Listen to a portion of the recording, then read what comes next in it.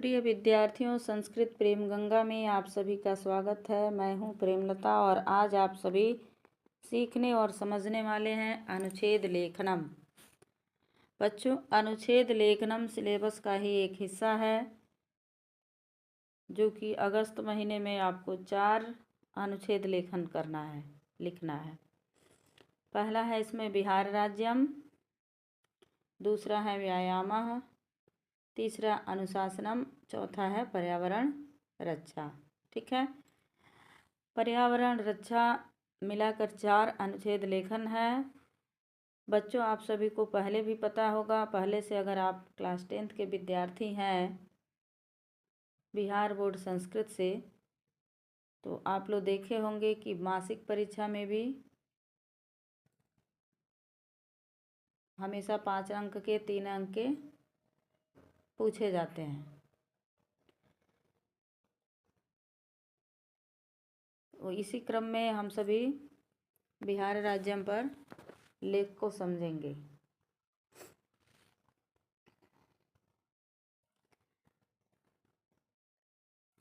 लिखा गया है, प्राचीन काले मगध नामना प्रसिद्धम बिहार राज्यम समृद्धम सांस्कृतिक विरासताम विद्यते।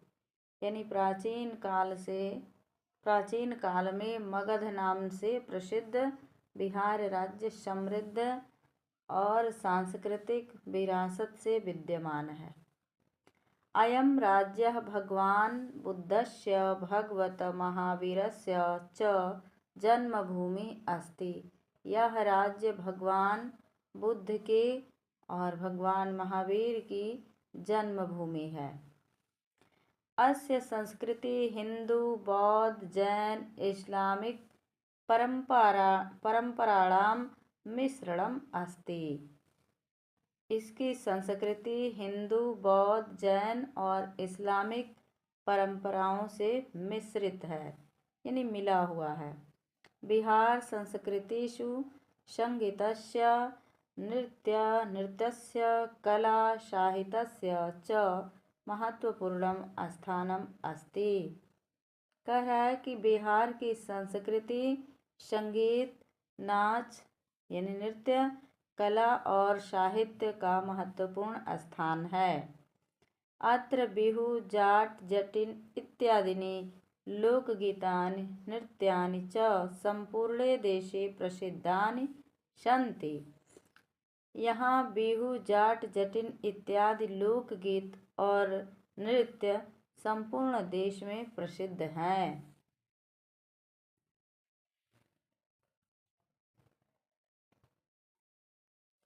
बिहारस्य जनाः आतिथ्यस्य च कृते प्रसिद्धाः सन्ति। बिहार के लोग मेजबानी और आतिथ्य के लिए प्रसिद्ध हैं।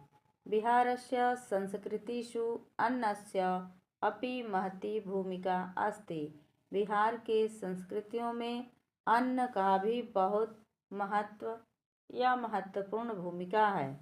अत्र लिट्टी चोखा, कुंडलिनी यानी जलेबी, खाजा इत्यादयः व्यंजनानि देशे सर्वत्र प्रसिद्धानि सन्ति। यहाँ लिट्टी चोखा, जलेबी, खाजा इत्यादि व्यंजन भोजन के प्रकार देश में सर्वत्र प्रसिद्ध हैं। बिहारस्य संस्कृतिः विशिष्टा समृद्धा च संस्कृति अस्ति। बिहार के संस्कृति में विशिष्ट समृद्ध और संस्कृत है। जातस्य जनानां जीवनशैल्या परंपरासु च प्रतिबिंबिता अस्ति।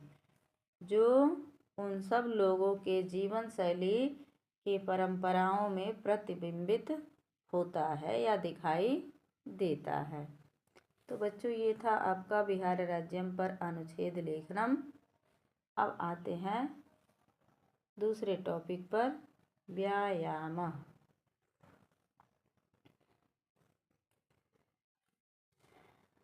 दिया है, व्यायाम माने होता क्या है बच्चों? कसरत करना। ठीक है, शारीरिक कसरत करना। यह शरीरस्य धर्मस्य प्रथमं साधनम् अस्ति। शरीर का प्रथम धर्म साधना करना है। शरीरस्य माध्यम खलु धर्म साधनम। शरीर वस्तुतः धर्म का प्रथम साधन है। शरीरस्य आरोग्यम व्यायामेन सिद्ध्यति।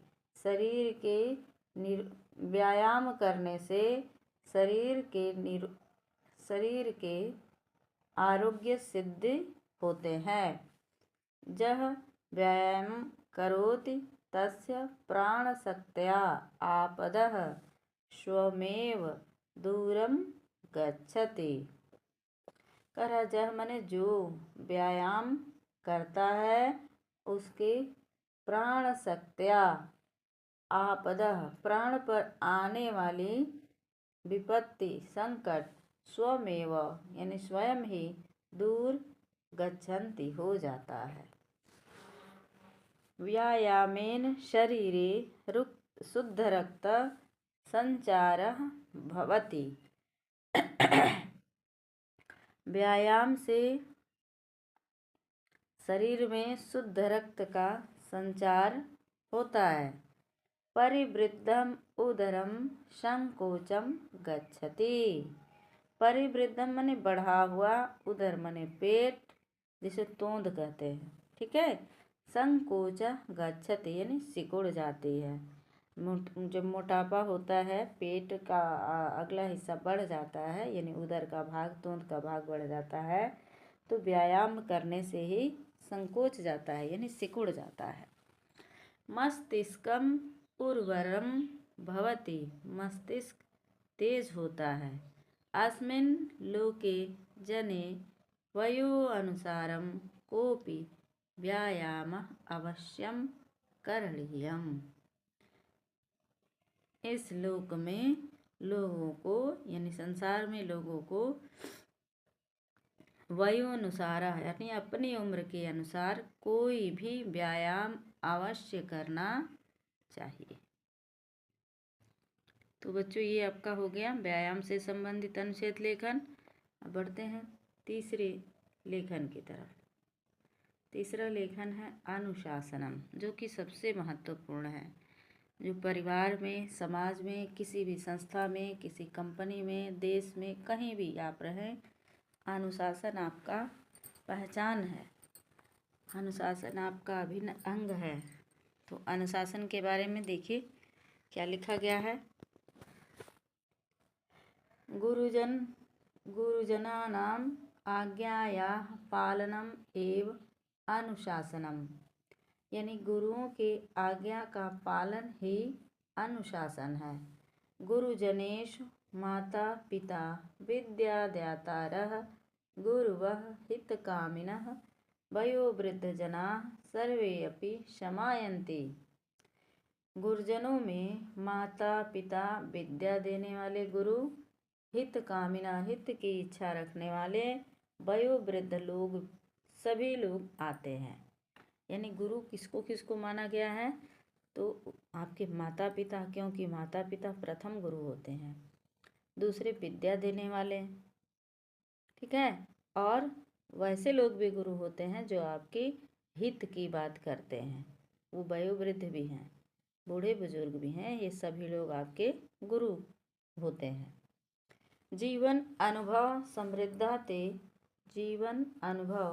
समृद्धा ते सर्वे अपि हित कामनया एव आदिशन्ति। जीवन अनुभव से समृद्ध वे सभी हित की कामना के लिए ही आदेशित करते हैं।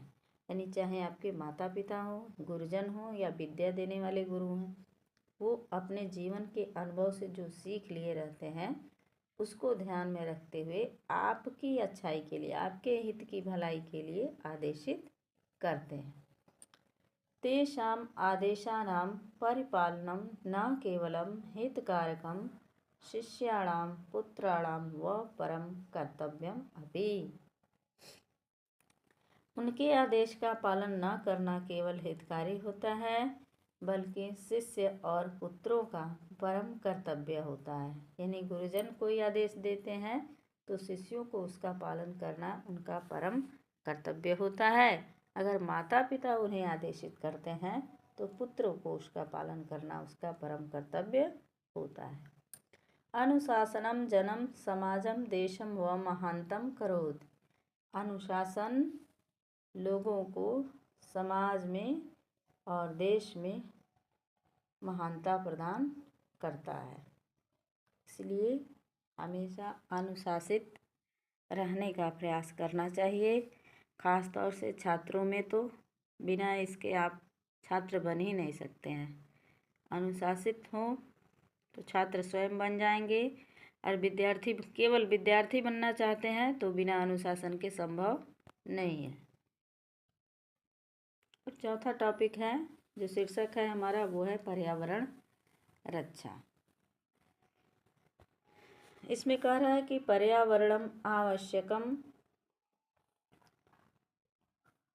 पर्यावरणम अस्माकं जीवनस्य आधार अस्ति। यानी पर्यावरण हमारे जीवन का आधार है। तस्य रक्षणं च अस्माकं बृहत्तम दायित्वम अस्ति।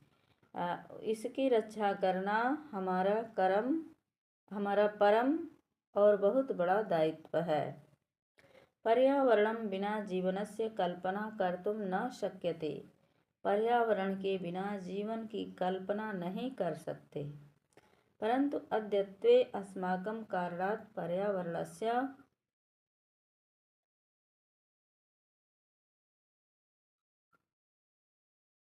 स्थिति दुर्गता भवति।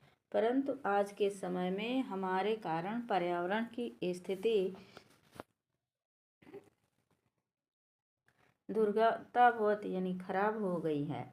वृक्षाणां कटनं जल प्रदूषणं वायु प्रदूषणन्ति मानव जीवनम इत्यादि कारणात् पर्यावरणस्य स्थिति दिने दिने दुर्गता भवति। यानी वृक्षों के काटने से, जल प्रदूषण से, वायु प्रदूषण से, मानव इत्यादि कारणात् से, मानव के और सारे कारणों से पर्यावरण की स्थिति दिनों दिन यानी लगातार खराब हो जा रही है, खराब हो गई है। फलतः पशु वनस्पति जातयः विलुप्ता भवन्ति। यानी फलस्वरूप जिसके कारण पशु और वनस्पति विलुप्त होते जा रहे हैं। मानव जीवनम अपि प्रभावितम भवति। जिसका मानव जीवन पर प्रभाव होता है। पर्यावरणस्य रक्षणार्थम अस्माभिः तत्कालं पदानि ग्रहीतव्यानि। यानी पर्यावरण की रक्षा के लिए हम सभी के द्वारा तत्काल प्रयास करना चाहिए। अस्माभिः वनानां कटनं निवारयितुं जलं वायु प्रदूषणं च न्यूनीकर्तुं मृदाक्षरणं च निवारयितुम् आवश्यकम्। अपि च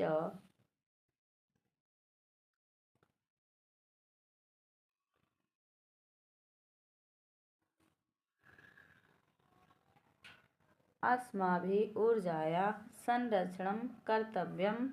पर्यावरण अनुकूलम उत्पादानाम उपयोग च कर्तव्यः।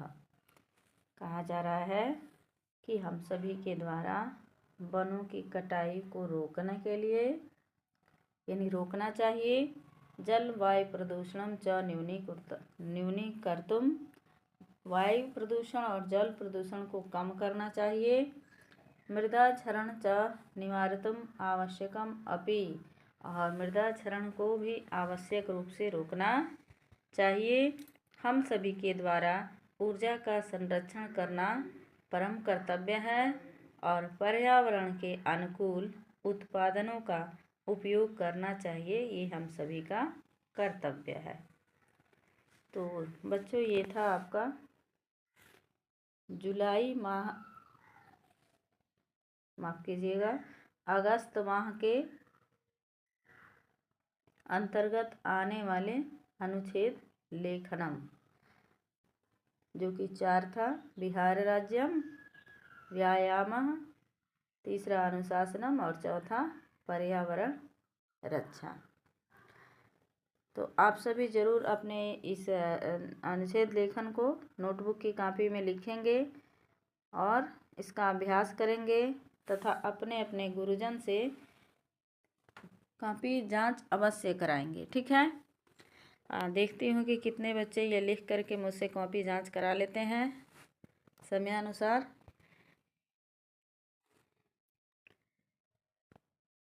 इसके साथ ही आप सभी यह वीडियो अच्छा लगे तो उसे लाइक करिए, सब्सक्राइब करिए और अपने दोस्तों में भी शेयर कीजिए ताकि वह सब भी इसका लाभ उठा सकें।